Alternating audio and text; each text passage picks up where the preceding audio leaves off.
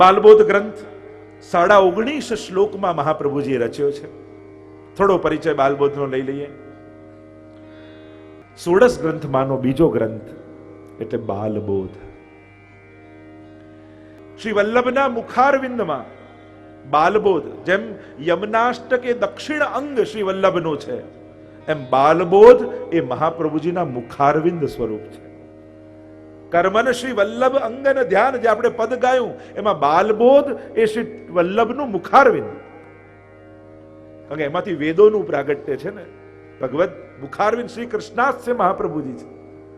અને મુખાદ અગ્નિ રજાયતે, મુખમાંથી અગ્નિ, યજ્ઞ રૂપી અગ્નિ પ્રગટ છે. યજ્ઞો વૈ વિષ્ણુ, વેદોનું પ્રાગટ્ય છે. તો એનું વર્ણન બાલબોધમાં આવશે. સંવત 1550માં એમ કહેવાય છે કે મહાપ્રભુજીએ એક ગ્રંથ રચ્યો પુષ્કર રાજમાં. જ્યારે મહાપ્રભુજી પુષ્કરમાં પધાર્યા, કહેવાય છે કે ત્યારે આ ગ્રંથ રચાયો, પણ સૌથી પહેલા ભણાવ્યો નારાયણદાસ કાયસ્થને. 84 વૈષ્ણવમાંના ભગવદી અંબાલામાં રહેતા નારાયણદાસજી, પિતા હાકિમને ત્યાં કામ કરતા. અને આમને કોઈ એવો દુસ્સંગ લાગ્યો નારાયણદાસને, યુવાનો સાથે રોજ ભેગા થાય ને જુગારની એવી લત લાગી ગઈ. નારાયણદાસ રોજ જુગાર રમવા બેસી જાય ને જુગાર રમ્યા વગર એમને ચાલે નહીં. એકવાર 1000 રૂપિયા એ સમયે નારાયણદાસજી હારી ગયા જુગારમાં.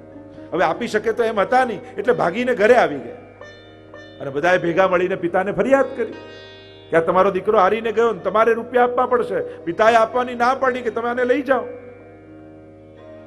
કેમે કરીને મનાવ્યા, પિતાને દ્રવ્ય આપ્યું, દીકરાને છોડાવ્યા. અને થયું કે આ દીકરો કામનો નથી, તારે જવું હોય તો ઘર છોડીને નીકળી જા. અને નારાયણદાસજી તો ઘર છોડીને દક્ષિણ તરફ નીકળી ગયા. ક્યાંક કોઈ સારો સંગ મળ્યો ને વિદ્યાભ્યાસ કરવા લાગ્યા. અને સારી એવી વિદ્યા પ્રાપ્ત કરી નારાયણદાસ. વિદ્યાભ્યાસ કર્યો. એક ગામમાં રહેતા અને બજાર હતી ને બજારમાં એક દુકાન ખરીદી ને દુકાનમાં કેટલાક વિદ્યાર્થીઓને ભણાવે. દુકાનમાં રહીને એકવાર મહાપ્રભુજી કૃષ્ણદાસ મેઘન આદિ વૈષ્ણવ સાથે એ ગામની બહાર મુકામ કરે. કૃષ્ણદાસ મેઘન કંઈક વસ્તુઓ ખરીદવા માટે ગામમાં આવે અને ગામની બજારમાં ફરતા હતા અને દ્રષ્ટિ પડી નારાયણદાસ ઉપર. જુએ તો બાળકોને ભણાવે છે, પણ એટલા ક્રોધમાં ભણાવે કે બાળકોને મારી રહ્યા છે.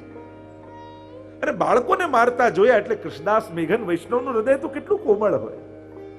ઘણા લોકો કે આ ભગવત સેવા કરવી જોઈએ કે સમાજ સેવા કરવી જોઈએ. મેં કહું આ ઓપ્શન છે જ નહીં. જે ભગવત સેવા કરતો હોય એ સમાજ ઉપર કરુણા કર્યા વગર રહી જ ના શકે.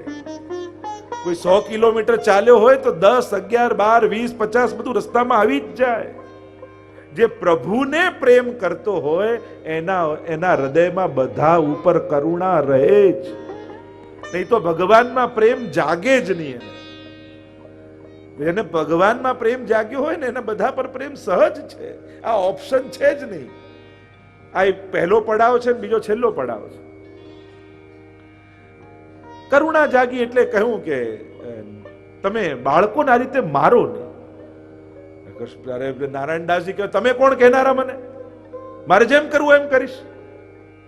થોડા કઠોર શબ્દોમાં બોલ્યા એટલે કૃષ્ણદાસ મેઘને કહ્યું કે ત્યાં અંબાલાને ભૂલી ગયા કે જુગાર રમતા હતા અને પિતાએ ઘરેથી કાઢ્યા. અને પેલાને આશ્ચર્ય થયું કે આ મારા ભૂતકાળને ક્યાંથી જાણે છે? આ કોઈ મોટા ભક્ત લાગે છે. અને કૃષ્ણદાસ મેઘને કહ્યું કે આ ભણાવવાનું તમારું કામ નથી, આ કાર્ય છોડી દો, નહીં તો પછતાવાનો વારો આવશે. લોકો મને મારું કામ કરવા દો, તમે તમારા કામમાં જાઓ. અહીંયા ક્યાં તમે ફરી રહ્યા છો કે હું તો આચાર્યશ્રી સાથે આવ્યો છું અને સામગ્રી લેવા માટે આવ્યો છું. તો કે તમે તમારું કામ કરો, મને મારું કરવા દો. વાત માન્યા નહીં અને ભણાવવા લાગ્યા. અને ભણાવતા ભણાવતા બાળક ઉપર એટલો ક્રોધ એમને આવી ગયો કે પોતાના હાથમાં કોઈ લાકડી હશે, પાટી હશે, જોરથી બાળકના માથા પર મારી અને પેલો મૂર્છિત થઈને પડી ગયો. હવે એને મૂર્છા આવી એટલે આને બીક લાગી ક્યાંક બાળક મરી ન જાય, અને જો મરી જશે તો મને હત્યા લાગશે ને મારે સૂલી પર ચડવું પડશે. પેલા વૈષ્ણવે મને કહ્યું હતું પણ મેં વાત માની નહીં. જો ઘણીવાર ઠાકોરજી છે ને સીધા ન કહે, પણ કોઈના ના કોઈના થકી આપણને કહેવડાવે. એ સમજ આપણી જોઈએ કે હમણાં આ વૈષ્ણવ કે ગુરુ નથી બોલ્યા, હમણાં ઠાકોરજી મને કોઈ ઈશારો કરી રહ્યા છે, પ્રભુ મને કોઈ સંકેત કરી રહ્યા છે. એ સમજદારી વૈષ્ણવની જોઈએ. સત્સંગ કરો ને તો આવી સમજદારી પ્રગટે કે સમજાય કે હમણાં ભગવાન મને કોઈ સંકેત કરે. જરૂર નથી કે દરેક વખતે ભગવાન જ સામે આવીને કંઈક કહે. ભગવાન ઘણીવાર કોઈના જીભનો, કોઈના હાથનો, કોઈની આંખનો, કોઈના પગનો ઉપયોગ કરીને આપણા માટે દોડતા હોય છે. એ આપણને સમજદારી નથી હોતી કે હમણાં ભગવાન મારા માટે દોડી રહ્યા છે. વાત માન્યા નહીં ને થયું કે જો પેલા એ કહ્યું ને મેં કર્યું નહીં, આવો પછતાવાનો વારો આવ્યો. ઓરડામાં બંધ કરી દીધો એ મૂર્છિત બાળકને, અને ભાગતા ભાગતા શોધવા લાગ્યા કૃષ્ણદાસ મેઘનને કે ગયા ક્યાં, અને શોધતા શોધતા બહાર આવ્યા ને કહ્યું, એને ધ્યાન આવ્યું કે કોઈ આચાર્ય સાથે આવ્યા છે. બધાને પૂછવા લાગ્યા કે અહીંયા કોઈ આચાર્ય શ્રી પધાર્યા છે. કોઈએ કહ્યું કે હા, જેણે માયાવાદનું ખંડન કરી ભક્તિ માર્ગની સ્થાપના કરી એવા વલ્લભાચાર્યજી પધાર્યા છે.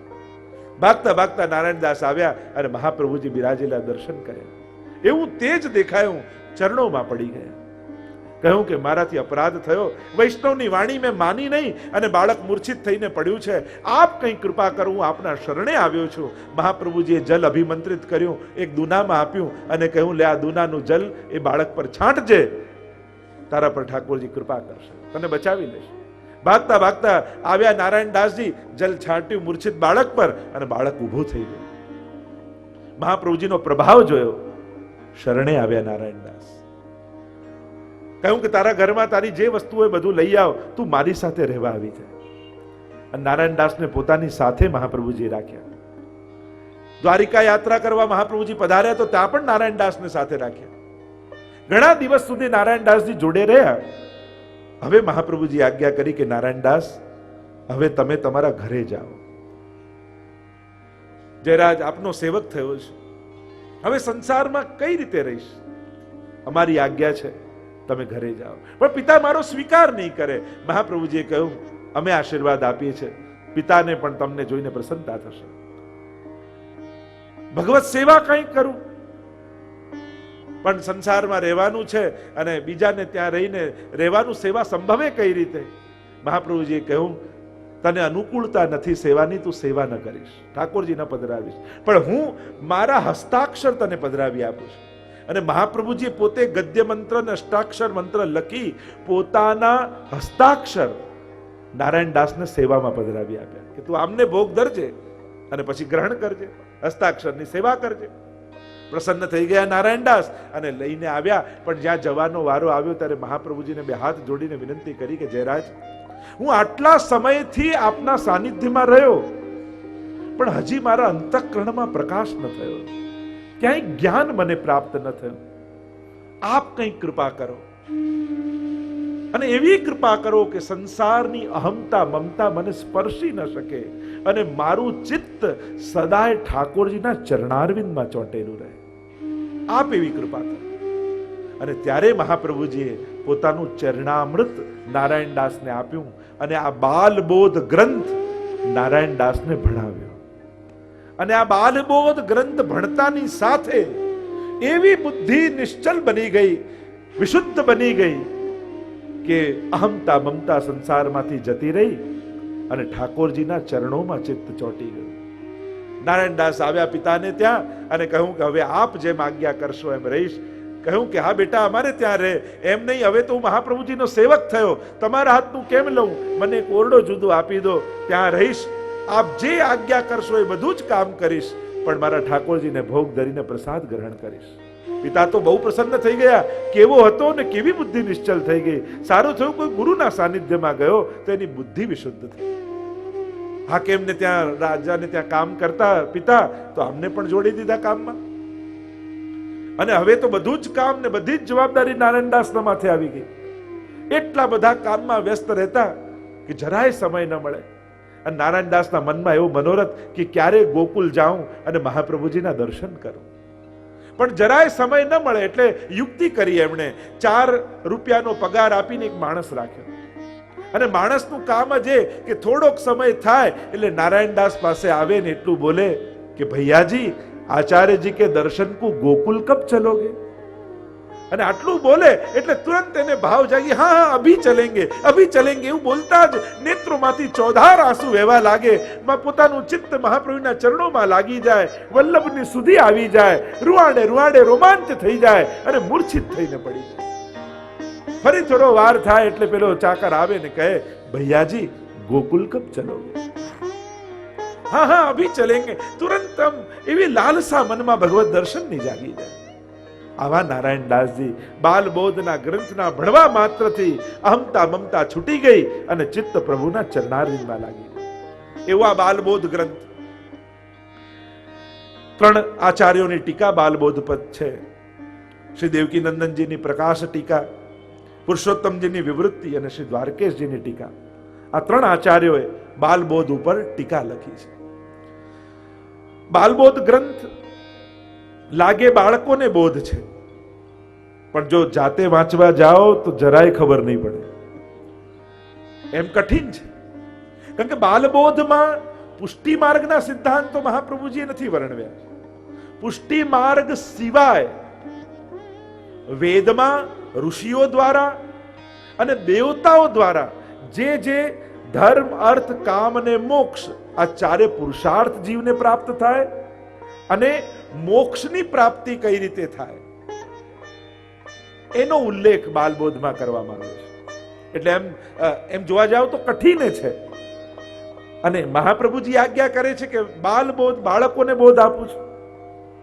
તો આવો પ્રવેશ કરીએ અને પછી એનું અર્થઘટન કરતા જઈશું. આ બાલબોધ ગ્રંથમાં મુખ્ય વિષય તમને સારમાં જો સમજાવું તો શાસ્ત્રોમાં જ્યારે કોઈ ધર્મના માર્ગે જીવ ચાલવા જાય ત્યારે 2 માર્ગ એની સામે આવે.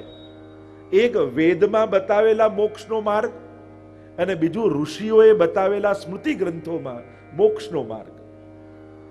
અને મોક્ષમાં પણ એના પૂર્વના 4 પુરુષાર્થ ધર્મ, અર્થ, કામ અને મોક્ષ, આ 4ની સિદ્ધિ યા આ 4ની પ્રાપ્તિ વેદમાં બતાવી અને ઋષિઓએ બતાવી સ્મૃતિ આદિ ગ્રંથોમાં. આ બંનેમાં બતાવી છે. એટલે જીવ જ્યારે ધર્મના માર્ગમાં આગળ વધવા જાય ત્યારે આ 4 પુરુષાર્થ સિદ્ધ કરી એ જીવ પોતાના જીવનને પૂર્ણ કરતો હોય છે.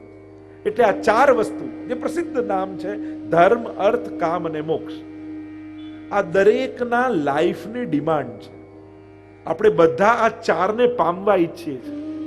દુનિયાનો દરેક માણસ ધર્મ ઈચ્છે છે. બધા આગળ ખોટું બોલતો હોય પણ કોણ એમ ઈચ્છે કે મારી સામે કોઈ ખોટું બોલે? અધાર્મિક વ્યક્તિ પણ પોતાના માટે તો ધર્મ જ ઈચ્છે છે. દુનિયાનો કોઈ પણ માણસ ભગવાનમાં માનતો હોય કે ના માનતો હોય, બધાના ઘરમાં ચોરી કરતો હોય પણ કોઈ એમ ઈચ્છે કે મારા ઘરે ચોરી થાય. બધાને છેતરતો હોય પણ કોઈ એમ ઈચ્છે કે મને કોઈ છેતરે. બધા સામે ક્રોધ કરતો હોય પણ કોઈ એમ ઈચ્છે મારી સામે કોઈ ક્રોધ કરે. ધર્મની જે 10 વસ્તુ મનુસ્મૃતિમાં બતાવવામાં આવી એ દુનિયાનો દરેક માણસ ઈચ્છે છે.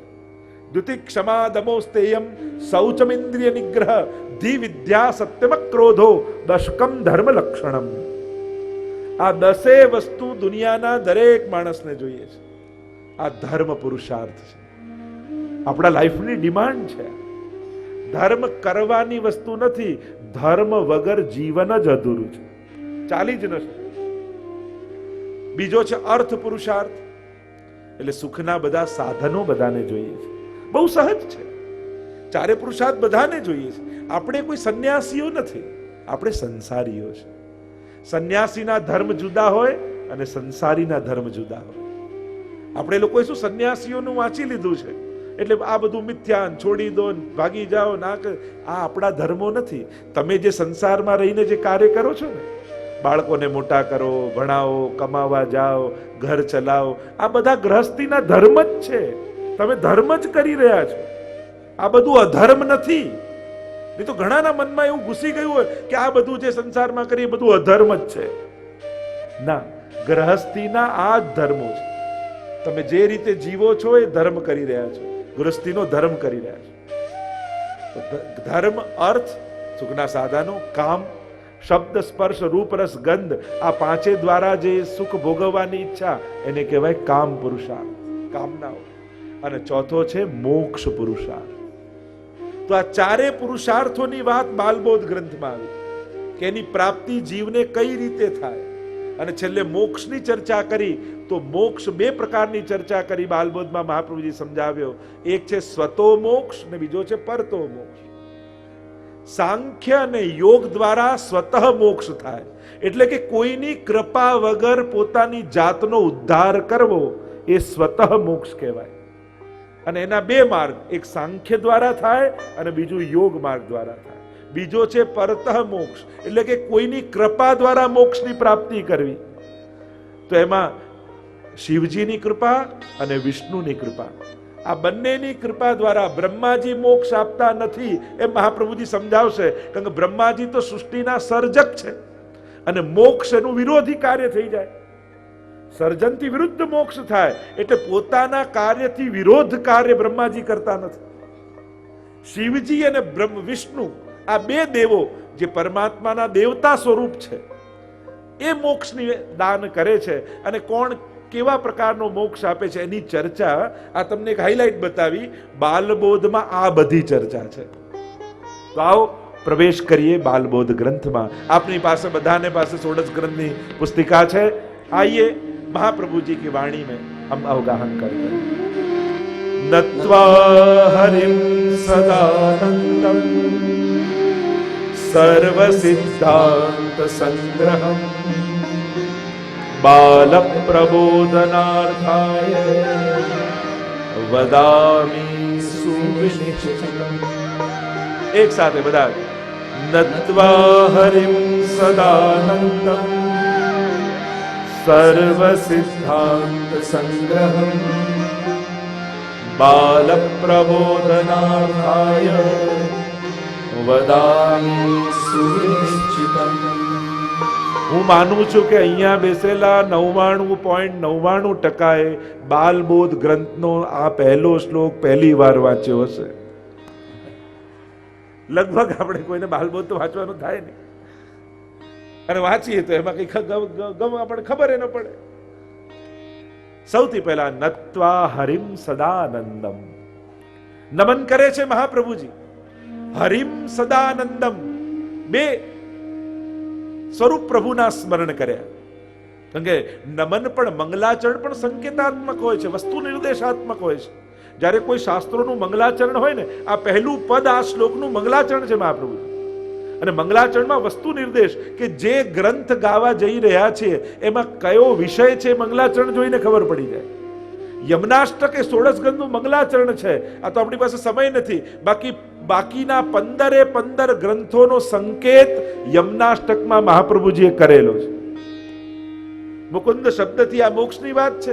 એક એક કરી જાય. આગળ સિદ્ધાંત મુક્તાવલીમાં તો ત્યાં સેવાનો ક્રમ આદિનો આવે, એનો પણ ઉલ્લેખ આવશે. એમ 15 ગ્રંથોનો સાંકેતિક ઉલ્લેખ યમનાષ્ટકમાં છે. એની સમાનતા જોડે ચર્ચા કરી શકાય. તો નત્વા હરિમ સદાનંદમ, હરિ અને સદાનંદ એવા ઠાકોરજીને નમન કર્યા. હરિ કોને કહેવાય? જે દુઃખ હરનારો છે. અને સદાનંદ એટલે શ્રી કૃષ્ણ, જે સદા આનંદ આપનારા છે. તો દુઃખા ભાવમ સુખમ ચેતી પુરુષાર્થ દ્વયમ મતઃ. બે પુરુષાર્થ મહાપ્રભુજીએ કહ્યા ને, એક છે દુઃખનો અભાવ અને બીજો છે સુખનો અનુભવ. તો ધર્મ, અર્થ, કામ અને મોક્ષ, આ ચારે પુરુષાર્થને મહાપ્રભુજીએ બે વિભાગમાં, બે પુરુષાર્થમાં વાંટ્યા. 2 થી દુઃખનો અભાવ થાય અને 2 થી સુખનો અનુભવ થાય. ધર્મ અને મોક્ષ અને અર્થ અને કામ, આ બંનેનું વર્ગીકરણ કરી શકાય. એટલે નમન કર્યા કોને? હરિમ સદાનંદમ, હરિને અને સદાનંદ એવા ઠાકોરજીને. દુઃખનો અભાવ અને સુખનો અનુભવ એવા હરિને નમન કરીએ છીએ. કેવા છે? સર્વ સિદ્ધાંત સંગ્રહમ. એક વસ્તુ યાદ રાખજો, અહીંયા સ્વ સિદ્ધાંતની વાત નથી મહાપ્રભુજીએ કરી, સર્વ સિદ્ધાંત સંગ્રહમ. એટલે કે બાલબોધમાં મહાપ્રભુજીએ પુષ્ટિ માર્ગ સિવાય અન્ય જે માર્ગો છે અને અન્યની ઉપાસનાથી શું શું ફળની પ્રાપ્તિ થાય છે, એનું લિમિટેશન ફળનું શું છે એ બતાવ્યું. અને એ લિમિટેશન ખ્યાલ આવે પછી સમજમાં આવે કે પુષ્ટિ માર્ગ સર્વથી અધિક કેમ માનીએ છીએ, એની શ્રેષ્ઠતા કેમ છે. જો ક્યાં પોતાની અલ્પતા સમજી જાઓ તો ભગવાનથી મહાનતાનો આપમેળે ખ્યાલ આવી જશે. ક્યાં ભગવાનની મહાનતાનો ખ્યાલ કરી લો તો પોતાની અલ્પતાનું ભાન આપમેળે થઈ જશે. તો એમ અન્ય અન્ય ઉપાસના દ્વારા કેવા લિમિટેડ ફળ મળે છે, કેવા ગણિતાનંદ આનંદની અનુભૂતિ થાય છે, એને સમજાવ્યું કે જે વેદોમાં અને ઋષિઓ દ્વારા સ્મૃતિઓમાં કહેવાયા છે. આ બધી ઉપાસના કરશો તો તમને આ ફળ મળશે. પણ જ્યારે પ્રભુના શરણે જશો અને પુષ્ટિ ભક્તિ દ્વારા પ્રભુની શરણાગતિ સ્વીકારશો ત્યારે તમને પૂર્ણાનંદો હરિસ્તસ્માત કૃષ્ણેવ ગતિર્મમ, એ પૂર્ણાનંદની પ્રાપ્તિ થશે. તો અહીંયા ગણિતાનંદ સુધી, મોક્ષ અને અક્ષર બ્રહ્મ સુધીની ચર્ચાઓ કરી છે. તો સર્વ સિદ્ધાંત સંગ્રહમ, સર્વ સિદ્ધાંતો સંગ્રહિત કરીને અહીંયા મહાપ્રભુજી કહી રહ્યા છે, બાલ પ્રબોધનાર્થાય વદામી સુવિનિશ્ચિતમ. બાળકોને બોધ કરવા માટે હું કહી રહ્યો છું. તો બાળક એટલે કોણ? નાના નાના બાળકો. પુરુષોત્તમજી પોતાની ટીકામાં સમજાવતા કહે છે કે બાળપણ કેવલ વયથી જ નથી હોતું. નહીં તો ઘણા લોકો વડીલોને જુઓ, એમની લાયકાત પૂછો તો ઉંમર લાયક સિવાય બીજી કોઈ લાયકાત જ ના હોય. લાયકાત શું? તો કે ઉંમર લાયક. તો જરૂરી નથી કે વયથી જ સમજદારી આવી જાય. હા, મન બાળક જેવું નિર્દોષ હોય, બાળપણ હોય, પણ બાલિશતા ન હોવી જોઈએ. આ બંનેમાં ફરક છે. તો બાળક કોણ? પુરુષોત્તમજી આજ્ઞા કરે છે કે કેવલ વયથી બાળપણ થોડી છે. જે વ્યક્તિને પોતાના હિત અને અહિતનો વિવેક ખબર ન હોય એ બધા બાળકો જ છે. મારું કલ્યાણ શેમાં છે એનું જેને ભાન નથી એ બાળક છે. બાળકને છે ને પોતાના હિતનો, એને સુખનો વિચાર હોય, એને ચપ્પુ હાથમાં આવે તો એનાથી રમવા લાગે, પણ એને એ ભાન ન હોય કે આનાથી વાગી જાય. એને સાપ આવે તોય પકડી લે, સુવાળો લાગે, પણ એને ખબર ન હોય કે આનો ડંક ખાઈએ તો મરી જવાય. બસ આ બાળપણ. તો ક્યાંક આપણે બધા જ વિચાર કરીએ, આપણા બધાના વયની કદાચ વૃદ્ધિ થઈ, પણ મન અને બુદ્ધિ હજી બાળક જેવી નથી. કારણ કે હાથમાં આવ્યું એ બધું જ લાભદાયક જ છે એમ નહીં માની લેવું. હાથમાં આવેલું લાભ જ નહીં માનવું. ઘણીવાર એ જ પતનનું કારણે હોય. બસ બે વસ્તુ વૈષ્ણવે શીખવાની જરૂર છે. એક, ક્યાં હા પાડવી, અને બે, ક્યાં ના પાડવી. બસ આ બે વસ્તુ શીખી જાઓ ને તો બધા શાસ્ત્રોનો સાર આવી જાય. આપણા બધાની તકલીફ એ છે કે કઈ જગ્યાએ ના કેવી ને ક્યાં હા કેવી, બસ આનો વિવેક આપણને ખબર નથી. આ વિવેક આવી જાય તો બધાનો સાર આવી જાય. તો બાલ પ્રબોધનાર્થાય, બાલકને પ્રબોધ થાય. એક છે બોધ અને બીજો છે પ્રબોધ.